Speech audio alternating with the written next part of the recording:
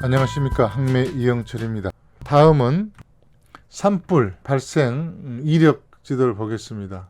산불 발생 이력은 행자부 지도이긴 합니다만 연도 선택 가능하고 상세정보 선택 가능하고요. 산불 발생 이력은 동시에 송전 지도, 우리나라의 그 발전 시설은 동해안에 집중되어 있죠.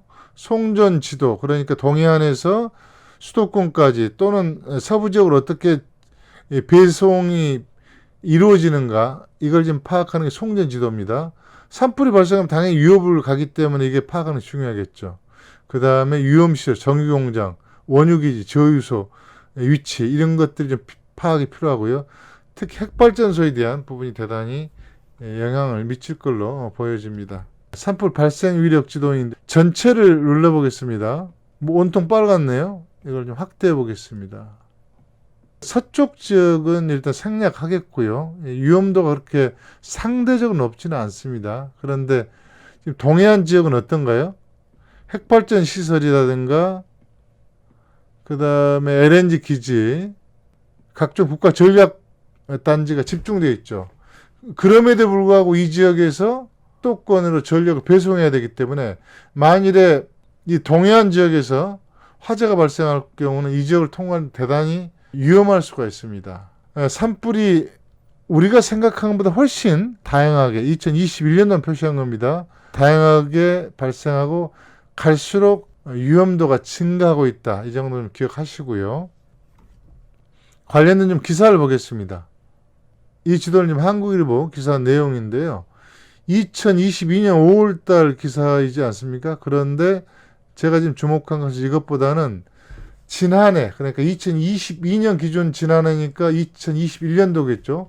2021년도 산불이 발생했을 때 한울 원자력 발전소 내부에도 불똥이 떨어졌습니다. 한때 가동 중단이 됐었고요. 그 다음에 LNG 생산기지 직전에 여기 지금 하천이 있는데요. 이 천연 방어 라인 직전에 산불이 진화가 됐습니다. 그만큼 심각한 국가 위기 상태까지 사실 갔었죠. 이 부분이 한우 핵발전소 주변 확대한 겁니다. 실제 불이 어떻게 발생했는가. 대통령까지 나서서 위기관리를 했었던 그런 심각한 상황이었습니다. 우리가 그 핵발전소 하면 자꾸 지진만 이렇게 생각하는데요. 현재 위험도는 산불이나 이렇게 다양하게 노출되고 있다. 이런 걸 꼭 좀 기억하실 필요가 있습니다. 산불에 대단히 취약합니다. 국립산림과학원의 산불 취약지도에서도 여기는 A, B 등급의 고위험 지역이 지금 포함되어 있습니다. 그 위험했던 한울은 세계 3위 규모의 원자로 8기가 있는 지역으로 대단히 위험한 상황이었습니다. 이건 당의 상황을 조금 더 다른 각도에서 소개한 내용입니다. 국내 원자력 발전소 운영 현황인데요. 지금 동해안에 집중되어 있죠. 한빛이 과거 그 영광발전소라고 그랬죠. 한빛을 제외하면 나머지는 모두 집중되어 있습니다. 전 세계에서 집중도가 가장 높은 지역이 우리 동해안에 해당됩니다. 여기에 지금 산불이 점점 더 위험하게, 더 강하게, 자주 발생하고 있다는 겁니다. 이것은 지구온난화로 인한 건조화 현상에서 나타난 증상이겠죠. 자, 이 지도는 전기를 발전시킨 걸 소비적으로 배송하는 송전 전력 개통도입니다. 뭐 전부 표시한 건 아닙니다만은 큰 주요 지점만 볼까요? 그 변전소, 발전소들이 표시되어 있는 겁니다. 북평, 한울, 월성, 고리 쪽이 표시가 되어 있죠. 이 흐름만 보십시오. 동쪽에서 서쪽 수도권 중심으로 배송을 하고 있다. 이렇게 좀 보시면 되고요. 이건 조금 다른 내용인데요. 원자력 발전소가 1차 위험하죠. 그 다음에 일반 발전소 위험하죠. 발전소에는 뭐 LNG 발전소도 있고 석탄 화력 발전소도 있겠죠. 또 하나 위험한 게 뭘까요? 폭발 위험이 있는 겁니다. 석유 비축기지, 원유 비축기지가 있을 거고요. LNG 비축 또는 뭐 가공기지가 있겠죠. 네, 이것은 원전에 비해서 다행히 분산이 되어 있습니다. 지금 전략 비축유 기주이고요. 그 다음에 뭐 여수라든가 거제라든가 울산 또 서산에서 석유를 원유를 가공을 했을 때 이게 어떻게 수도권까지 전달되는가는 송유관입니다. 이제 송유관은 이건 꼭 석유만 보내는 건 아닙니다. 우리나라의 기술 특성상 가스도 함께 보낼 수 있는 여러 유형을 동시에 보낼 수 있는 그런 이제 기술을 우리는 활용하고 있습니다.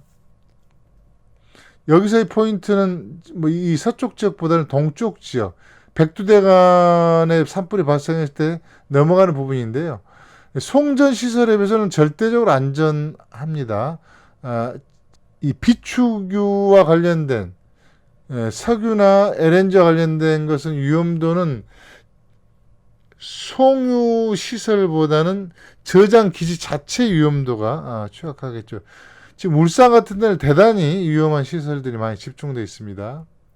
자, 이어서 열 분포도를 보겠습니다. 열 분포도는 지구 온난화가 본격화되기 이전에는 뭐 그렇게 중요한 부분은 아닙니다만은 폭염으로 인한 사망자가 갈수록 늘어난다고 있지 않습니까? 이제 좀 참조를 했으면 좋겠습니다. 참조의 내용은 주거지, 내 주변에서 어떤 문제가 발생하는가, 농사 짓는 분들, 그 다음에 이건 좀 대단히 지역적인 문제이긴 합니다만은 뭐 피서를 갈 때도 이런 걸 좀 고려해 볼 수는 있겠죠.